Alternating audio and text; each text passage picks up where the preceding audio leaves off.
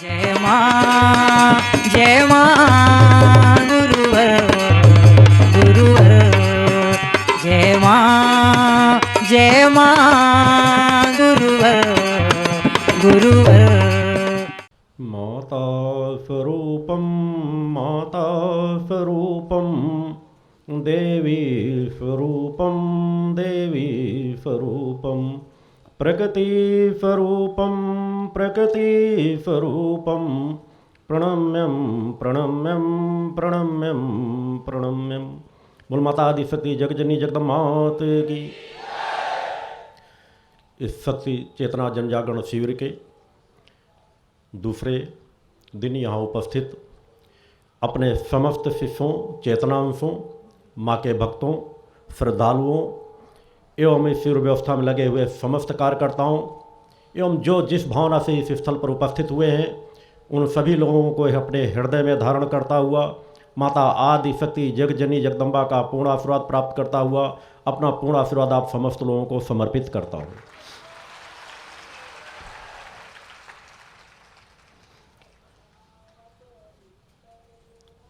पवित्र आत्माओं का ये संगम जो कल से आज तक और पवित्रता की ओर बढ़ रहा है, जो पूर्व से इस विचारधारा पर बढ़ रहे हैं, नए भक्तों को भी उस विचारधारा में आप सब लोगों के सहयोग से बढ़ने का सौभाग्य प्राप्त हुआ। दसियों हजार भक्तों ने आज दीक्षा प्राप्त की, नशे मान से मुक्त चरित्रवान चेतनावान जीवन जीने का संकल्प लिया। ये भक्ति मानव कल्याण संगठन की सत्य धर्म की यात्रा सतत एक एक कदम आगे बढ़ रही है, मगर हमें स्वयं हर एक एक कदम पे अपना आत्मांकलन करते हुए चलना है। हर पल दो बिंदुओं पर गहराई से विचार करते हुए आगे बढ़ना है। मैं कौन हूँ और मेरी जननी कौन है। ये दो शब्द यदि हमें सदैव स्मरण रहें और हम उसकी खोज करने का प्रयास करते रहेंगे तो हमारे जीवन में कभी भटकाव नहीं आ सकता। मैं का तात्पर्य हमारे भौतिक जगत नहीं है, मैं का तात्पर्य हमारे भौतिक संसाधन नहीं है, हमारा परिवार, हमारे माता पिता ये नहीं। ये तो हमारा बाह्य पहचान है, क्षणिक पहचान है। हम आप लोगों ने अनेकों जन्म पूर्व में प्राप्त किए हैं और अनेकों जन्म आगे प्राप्त करते रहेंगे। तो मैं वह कौन हूँ? अगर मैं अजर अमर अविनाशी आत्मा हूँ तो मेरी आत्मा की शक्तियाँ क्या हैं, मेरी आत्मा का मूल स्वरूप क्या है, मेरी सामर्थ्य क्या है। और जब मैं अजर अमर अविनाशी आत्म तत्व को लेकर के जीवन जी रहा हूँ तो मेरी जननी की क्या सामर्थ्य होगी, मेरी जननी कौन है, उनकी यदि मैं थोड़ी भी नज़दीकता प्राप्त कर लूँगा तो मेरे जीवन में सुख शांति समृद्धि अपने आप बढ़ती चली जाएगी और जीवन का वह अलौकिक आनंद प्राप्त होगा जिस आनंद की प्राप्ति के बाद कुछ भी प्राप्त करना शेष रह ही नहीं जाता। हर पल वह खोज जो तुम्हारा अपना है, जो तुम्हारे पास अपने पास है, जिसके लिए तुम्हें किसी संसाधन की आवश्यकताएं नहीं है कि उसके लिए आप पैसा खर्च करोगे, बड़े बड़े अन्य व्यवस्थाएं लेकर के चलोगे तब अपने मैं की खोज कर सकोगे। गरीब से गरीब व्यक्ति, असमर्थ से असमर्थ व्यक्ति अपने मैं को जानने का प्रयास करे और उसके लिए हर पल जिस तरह हम बाह्य शरीर को साफ शुद्ध स्वच्छ रखते हैं, केवल अपने अंतःकरण को साफ शुद्ध आरंभ करें। आहार पर और विचार पर गहराई से ध्यान दें। दो चीजें मूल होती हैं हमारे अंतःकरण को शुद्ध और निर्मल बनाने के लिए। प्रथम, हम आहार शुद्ध सात्विक पवित्र आहार करें, विचारों की पवित्रता पर ध्यान रखें। यदि हम आहार और विचारों पर ध्यान देने में सफल हो गए तो हमारा अंतःकरण धीरे धीरे करके निर्मल होने लगता है। हमें साधना करने की आवश्यकता क्यों है? जो हमारे अंदर चैतन्य अवस्था बैठी हुई है, चैतन्य आत्मा है, उसको किसी साधना की आवश्यकता नहीं, उसको किसी भक्त की आवश्यकता नहीं। आवश्यकता इसलिए है कि हम अपने कुसंस्कारों के फलस्वरूप अनेकों जन्मों में धीरे धीरे करके अपने सुख उपभोग के जीवन जीने की प्रवृत्ति के कारण, विषय विकारों के कारण उस आत्मा पर अनेकों प्रकार के आवरण डालते चले गए। तो उन आवरणों को समाप्त करने के लिए उस परम सत्ता की माता आदि सज्जनी जगदम्बा की इतनी बड़ी कृपा और क्या हो सकती है कि जब हमारे अंतःकरण में भी आवरण पड़ जाते हैं तो परम सत्ता हमें आध्यात्मिक मार्गों के माध्यम से, धर्म ग्रंथों के माध्यम से, गुरुजनों के माध्यम से वह मार्ग बताती है कि हम किस प्रकार उस पथ पर चले तो हमारे अपने ऊपर पड़े हुए आवरणों को धीरे धीरे करके समाप्त कर सकते हैं। और यदि हम अपने आवरणों को समाप्त करने में सफल हो गए, जिस दिन हम निर्मल पवित्र आत्मा का एक भी सानिध्य प्राप्त करने में सफल हो गए, हमारी सुषुम्ना नाड़ी की तरंगे हमारे सहस्त्रार को स्पर्श कराने में हम सफल हो गए, उस दिन अलौकिक आनंद की प्राप्ति हो जाती है कि बस उस दिन से लगता है कि जो एक बार मैंने देखा, जो एक बार मैंने अनुभव किया, बस उसी में खो जाऊं, उसी में रम जाऊं। अलौकिक तृप्ति है। आज समाज जो अनीति अन्याय अधर्म से ग्रसित, असमर्थ, असहाय नजर आ रहा है, उसके लिए हर व्यक्ति स्वयं जिम्मेदार है। इतना खुला हुआ प्रकृति का मार्ग हो कि हम सत्कर्म करते जाएं, सद्विचारों में अपने आप को ढाल करके रहें, गलत आचरणों से अपने आप को दूर रखें, सद्विचारों को अपने अंदर समाहित करें, हम सतत सत्य पथ पर बढ़ते चले जाएंगे। चाहे जितना बाहर अनीति अन्याय अधर्म का साम्राज्य हो, हम उस अनीति अन्याय अधर्म से कभी ग्रसित नहीं हो सकते। एक कमल के पत्ते के समान, कि कमल के पत्ते में देखें कोई भी पानी की बूंद गिर रही हो, वो भले उस पर पड़ी हुई हो, मगर वह उससे स्पर्श करने के बाद भी उस पर चिपक नहीं सकती, उस पर अपना अस्तित्व नहीं बना पाती। ये वह पत्ता उस बूंद से प्रभावित नहीं होता। उसी तरह हमारा आप सभी का जीवन होना चाहिए कि बाहर कुछ भी हो, विषय विकारों से भरा हुआ समाज क्यों ही चारों तरफ ना हो, मगर हम यदि कमल के पत्ते के समान हैं तो हम पर किसी चीज का स्पर्श होने के बाद भी हमारे अंतःकरण में कोई प्रभाव नहीं हो सकता। इसे कहते हैं इंद्रियों का संयमन। और इंद्रियों का संयम ही हमें यम, नियम, आसन, प्राणायाम, प्रत्याहार, धारणा, ध्यान, समाधि का अष्टांग योग जो है, उसमें यम हमारे लिए नितांत महत्वपूर्ण है, जिसके विषय में मेरे द्वारा अनेकों बार जानकारी दी गई है कि सत्य, अस्तेय, अहिंसा, अपरिग्रह और ब्रह्मचर्य व्रत का पालन करते हुए अगर हम सत्य पथ पर चलते हैं तो धीरे धीरे हमारी इंद्रियां संयमित होती जाती हैं। एक कछुए के समान, कि जिस तरह कछुआ अपने हाथ पैरों को निकाल करके जब समाज के बीच चलना होता है, कुछ कार्य करना होता है, तो पैरों हाथों को बाहर फैला लेता है, और जब उसे अपनी सुरक्षा करना होता है, शांत से विश्राम करना होता है कि उसका कोई अहित ना कर सके, तो अपने पैरों को, हाथों को समेट करके अंदर कर लेता है। उसी प्रकार आपका जीवन होना चाहिए। गृहस्थ से सुंदर कोई दूसरा जीवन नहीं हो सकता। यह समाज, इस भूतल में सब कुछ समाहित है। हमें यह स्वर्ग का आनंद मिल सकता है, यह हमारे अपने ऊपर है कि हम उन विचारों में, समाज में रहते हुए भी कर्म को कर्म समझ करके करें, मगर उससे ज़्यादा हमारा महत्व, हमारी हर पर ललक, हमारी तड़प अपनी अंतरात्मा की ओर बना रहना चाहिए कि जिस तरह मैं बाह्य जगत के लिए कर्म कर रहा हूं, ये मेरे बाह्य जीवन को संचालित करने के लिए है। और इस संचालित करने के लिए मुझे जीवन में, जिस उम्र में आपको इतना ज्ञान आ जाए, तो मेरी अधिक से अवस्था क्या होगी, 60 साल, 70 साल, 80 साल, 100 साल, इससे जो ज़्यादा आजकल के समय में जीवन बचा नहीं, तो मेरे उतने जीवन के लिए कितने संसाधनों की मुझे आवश्यकता होगी। एक सोच, एक विचार कि आखिर मुझे कितना धन लगेगा, कितने वस्त्र पहनूंगा, कितने संसाधनों की आवश्यकता होगी।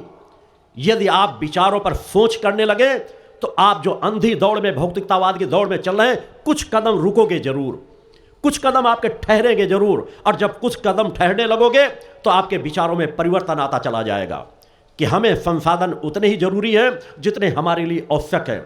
बच्चों के लिए अगर हम संपत्ति को जोड़ना चाहते हैं तो संस्कारों की, धर्म की संपत्ति जोड़ें, उन्हें संस्कारवान बनाएं, उन्हें धर्मवान बनाएं। अगर हम उनको फूटी कौड़ी भी नहीं देके जाएंगे, अगर हम उन्हें धर्माधिकारी बनाने में सफल हो गए हैं, वो हमारे बच्चे संस्कारवान हैं, अनीति अन्याय अधर्म से अपने आप को बचाने में सफल हो रहे हैं, नफे मान से मुक्त, चरित्रवान, चेतनावान जीवन जी रहे हैं, तो वही उनकी सबसे बड़ी पूंजी होगी। हमें जो प्रगत सत्ता से सामर्थ्य भौतिक जगत में मिलती है, वह हम अपने जीवन के लिए, परिवार के लिए जितना नितांत हो सके उतना खर्च करने के लिए अलावा जन कल्याण के कार्यों में कार्य करें, यह हमारा स्वयं का कर्तव्य बनता है।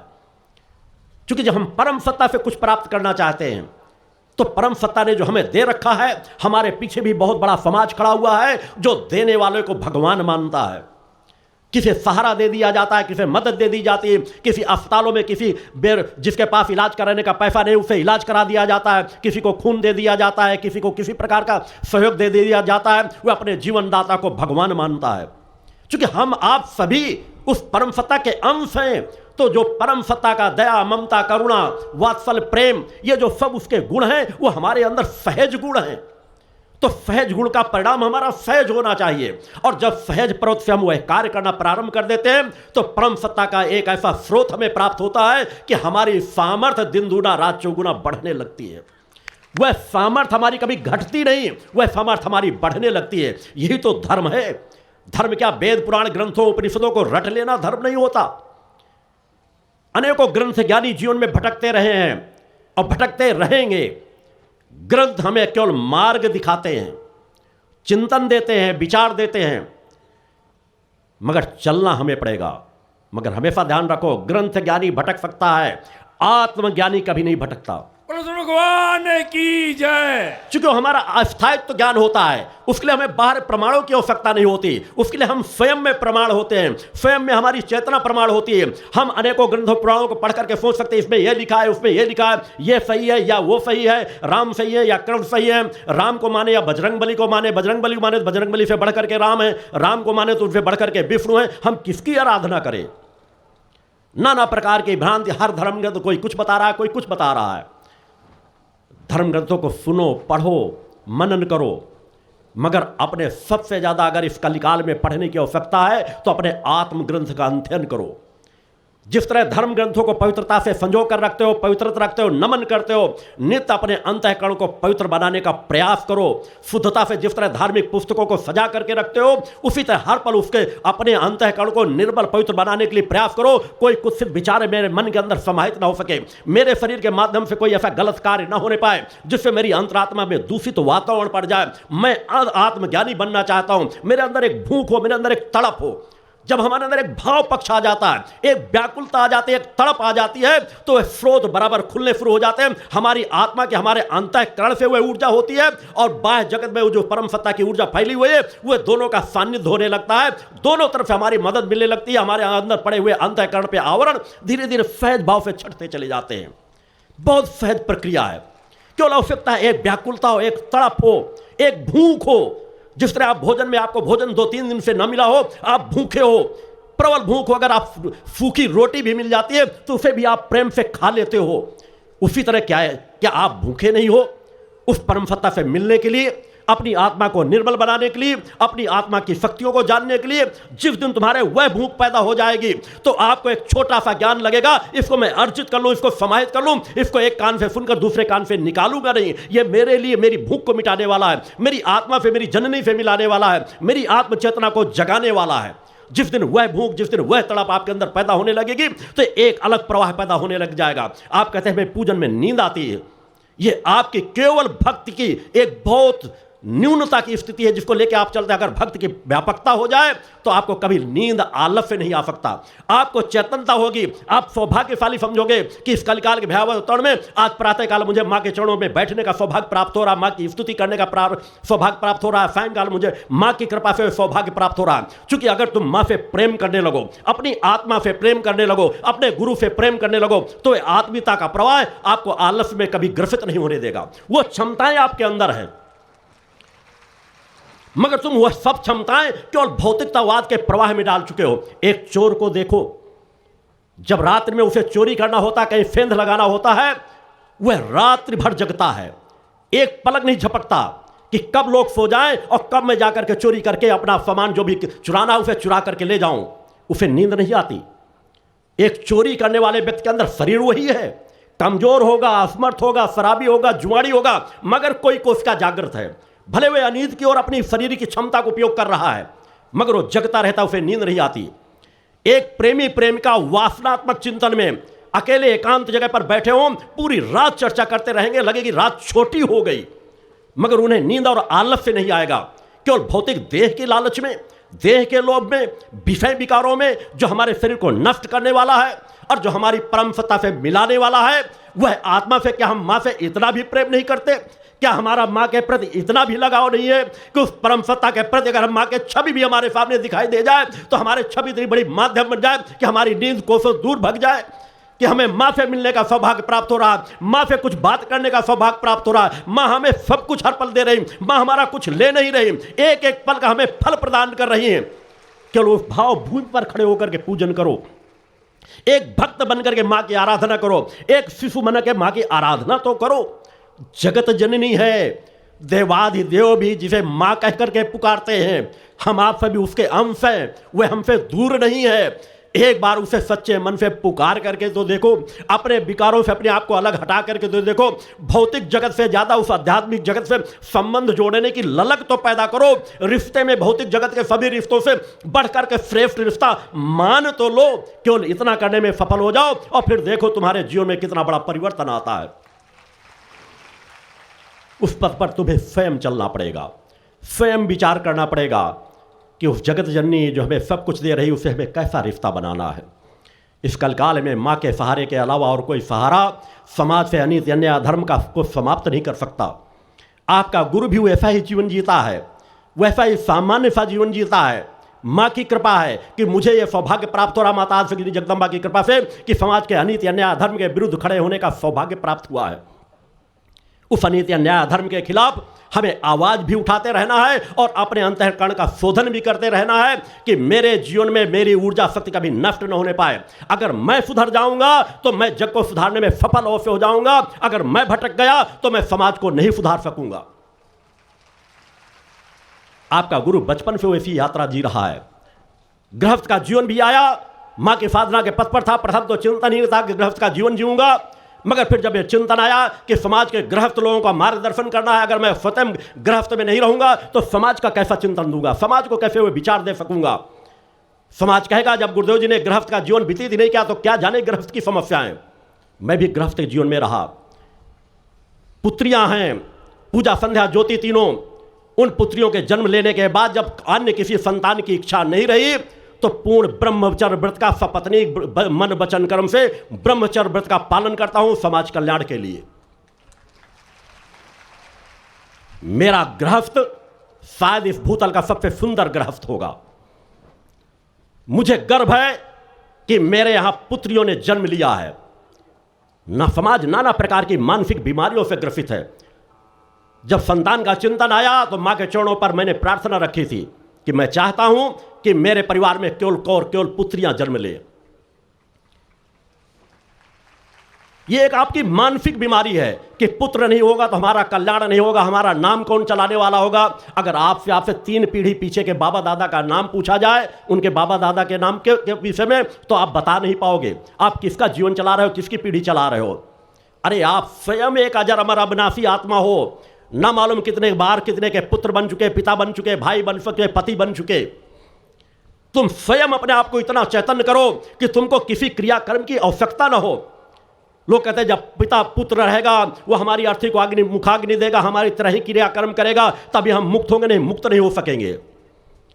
कितना दुर्भाग्य है समाज की कुत्सित मानसिकता का, अज्ञानता का, जहां मैंने कल बताया था कि यह ज्ञान अज्ञान का खेल है जो समाज में अनित अन्याय अधर्म फैला हुआ है। आप जानते हो कि हमारा पुत्र हमारे मरने के बाद छोटा सा क्रियाकर्म कर देगा तो हमारा उद्धार, हमारा कल्याण हो जाएगा, हम मुक्त हो जाएंगे। जब एक छोटे से क्रम से आप मुक्त हो सकते हो तो अपने रहते ही उतने क्रम क्यों नहीं पूर्ण कर लेते, उतनी साधना आराधना के पथ पर क्यों नहीं चल लेते, उतना दान धर्म का कार्य क्यों नहीं कर लेते हो, उतना पूजा पाठ क्यों नहीं कर लेते हो कि हमें अपने पुत्रों पर आश्रित ही ना होना पड़े कि जीवन के अंतिम सांस पर मुझे किसी की आवश्यकता नहीं है, मुझे तो केवल मेरे परम सत्ता माता आदिशक्ति जगदम्बा की आवश्यकता है, मुझे मेरे अपने इष्ट की आवश्यकता है। इस शरीर के से निकलने के बाद यह शरीर सड़ने गलने पर किसी को गलत लगे, उनके घर में दूषित हो तो वह चाहे जला दे जाए, चाहे गाड़ दे जा करके या चील कौओं को खिला दे, इससे क्या फर्क पड़ने वाला है। यह तो नाशवान शरीर है, पंच तत्वों से निर्मित शरीर है। इससे किस प्रकार का मोह। मैंने बार बार समाज को सचेत किया है कि लोग कहते हैं माया महा ठगिन में जानी, साधु संत सन्यासी अक्सर इस समाज को चिंतन देते रहते हैं कि माया महा ठगिनी में जानी, और खुद माया में लिप्त होंगे। आज पूरा अध्यात्म जगत व्यवसायिक बन चुका है, केवल धन की भूख है। तुम्हें माया महा ठगिन बताएंगे और तुमसे धन ऐंठने के अलावा उनका कोई लक्ष्य ही नहीं होता। किस तरह समाज से धन लिया जाए। मेरे द्वारा कहा जाता है कि माया को छोड़ो, माया ठगनी नहीं है, काया महा ठगिनी में जानी। सबसे बड़ी आपकी काया ठगनी है। अगर इस काया से तुम सचेत हो गए तो तुमको माया कभी नहीं ठग सकेगी। सबसे बड़ी काया ठगनी है जो आपको आलस्य, जड़ता, विषय विकारों, ऐशो आराम में आपको लिप्त करती चली जा रही है। आप खुद सजग नहीं हो पाते कि हमने जन्म लिया था तो हमारा शरीर कितना बड़ा था, किस तरह हमने युवा अवस्था को प्राप्त की, किस तरह आज हम वृद्धावस्था की ओर बढ़ रहे हैं। हमारा शरीर हर पल आगे बढ़ता जा रहा है, हर पल परिवर्तित होता चला जा रहा है। तो क्यों ना इसका उपयोग कर डालो।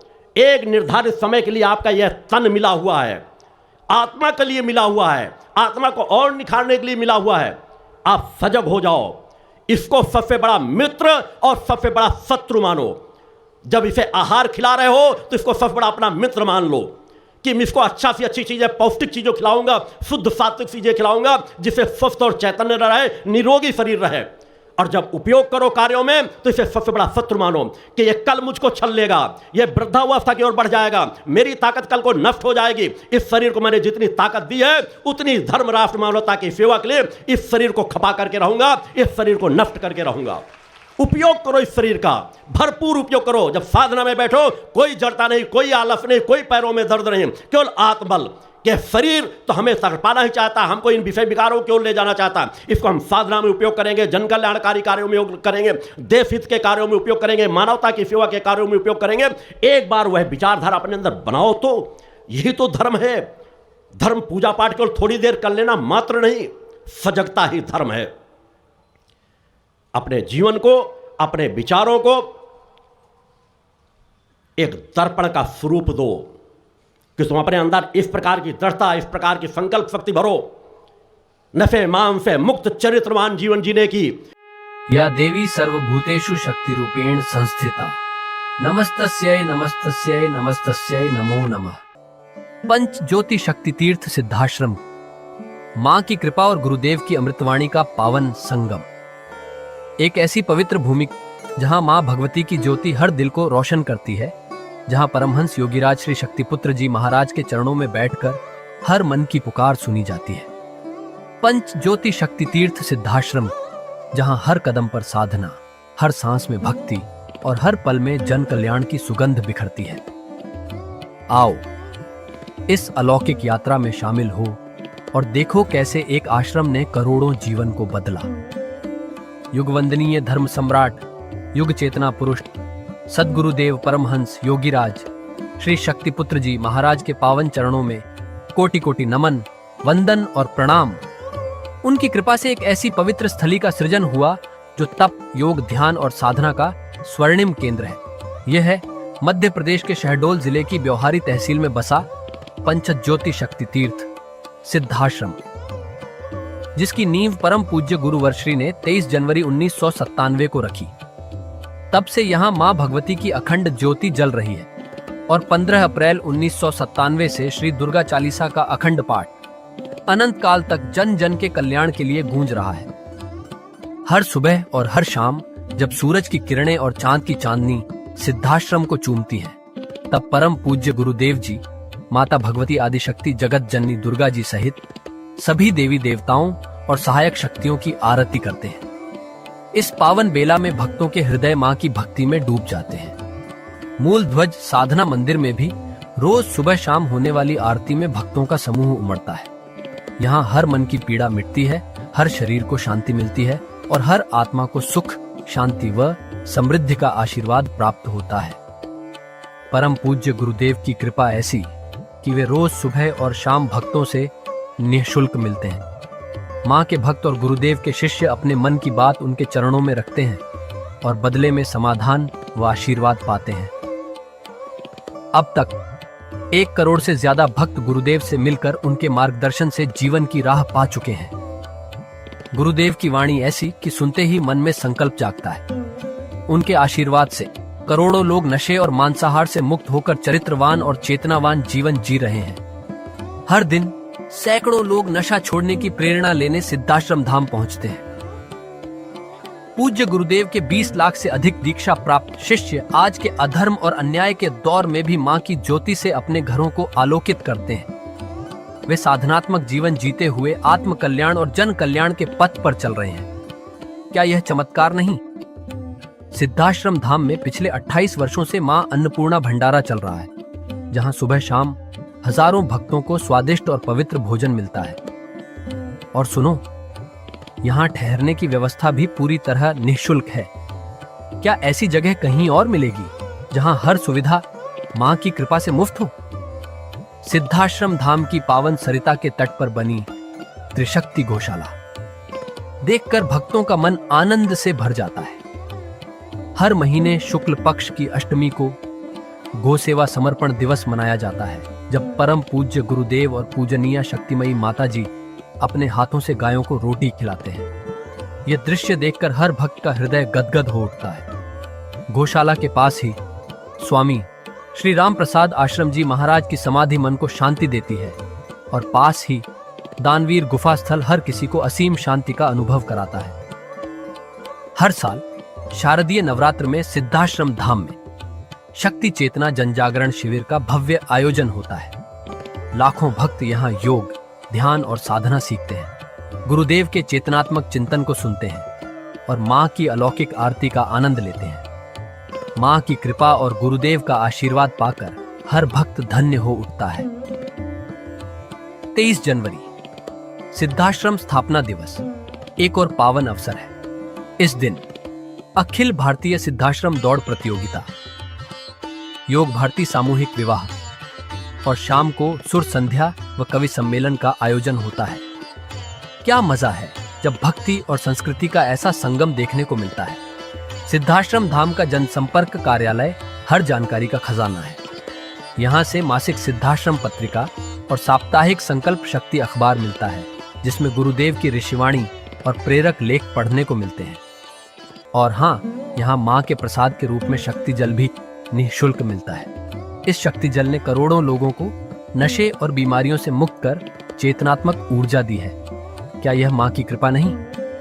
जन कल्याण का एक और अनुपम उदाहरण है निःशुल्क वस्त्र सहायता केंद्र, जहां लाखों जरूरतमंदों को कपड़े दिए गए हैं।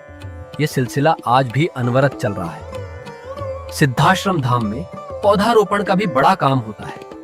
परम पूज्य गुरुदेव जी महाराज एवं पूजनीय शक्तिमयी माता जी स्वयं समय समय पर पौधारोपण करके पर्यावरण को बढ़ावा देते हैं। सिद्धाश्रम धाम में अनेक प्रकार के फल, फूल और औषधियों के हजारों पेड़ों की हरियाली देखकर मन प्रसन्न हो जाता है। सिद्धाश्रम धाम में विभिन्न प्रकार की हरी सब्जियां उगाई जाती हैं, जो निःशुल्क चल रहे मां अन्नपूर्णा भंडारे में प्रयोग की जाती है। परम पूज्य गुरुदेव जी ने मानवता, धर्म रक्षा और राष्ट्र रक्षा के लिए 3 धाराएं बनाई हैं। भगवती मानव कल्याण संगठन, पंचज्योति शक्ति तीर्थ सिद्धाश्रम और भारतीय शक्ति चेतना पार्टी 15 मार्च 1995 को बने। भगवती मानव कल्याण संगठन के 1 लाख से ज्यादा कार्यकर्ता नशा मुक्त, चरित्रवान और परोपकारी समाज बनाने में जुटे हैं। संगठन का नशा विरोधी आंदोलन इतना प्रभावी है कि पिछले कुछ सालों में 2000 से ज्यादा अवैध शराब माफियाओं पर कार्रवाई हुई। संगठन के समर्पित और कर्मठ कार्यकर्ता दिन रात इस मिशन में लगे हैं। Siddhashram Ayurveda and food products के जरिए शुद्ध दवाएं और खाद्य पदार्थ बनाए जाते हैं। इन्हें लेने या व्यापार के लिए एजेंसी पाने के इच्छुक लोग संपर्क कर सकते हैं। आओ सिद्धाश्रम की इस पावन यात्रा का हिस्सा बनो। यहाँ माँ का अखंड गुणगान सुनो, साधना में डूबो और परम पूज्य गुरुदेव के दर्शन कर जीवन को धन्य करो। भगवती मानव कल्याण संगठन तुम्हें मानवता, धर्म और राष्ट्र की सेवा में शामिल होने का सादर न्योता देता है। जय माता की, जय गुरुवर की।